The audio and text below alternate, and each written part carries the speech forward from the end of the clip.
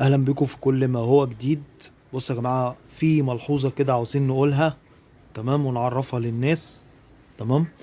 بصوا يا جماعه، لما بنيجي نودي كرسي عند اي حد، تمام، ونقول له نجده، تمام، بيعمل لك الطبقه اللي هي من تحت. تمام.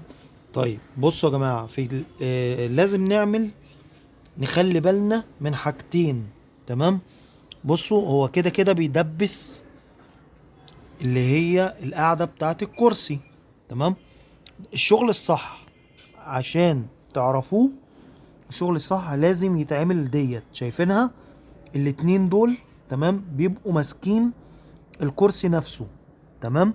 لازم تتعمل، شايفين الاتنين دول؟ الخياطة نفسها لازم تبقى، نقول له طلع لنا حتة قماش، تمام، او الحتة اللي هي قماش الدمور اللي هو بيعمل بيه، تمام، تبقى عاملة زي دي. تمام. وبعد كده الجزء دوت برضو نفس الكلام. ده مهم جدا يا جماعة، عشان ما تخليش الصنايعية يضحكوا عليك. اسمعوا الكلام ده مهم.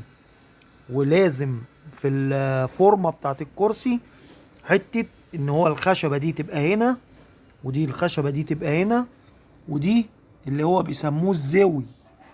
تمام. خلي بالكوا يا جماعة من الموضوع ده. الموضوع ده مهم جدا جدا ليكوا انتوا. احنا ما بنبخلش عليكم بحاجة، نوريكوا كل حاجة بالتفصيل. تمام. عشان دي اللي بتمسك الكرسي. تمام. ما بتخلوش الحتة بتاعت قماش الدمور تهبط. تمام.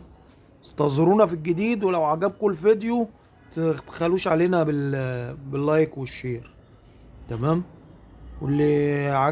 لو في اي حاجة سيبوها لنا في التعليقات على القناة، واحنا هنرد عليكم.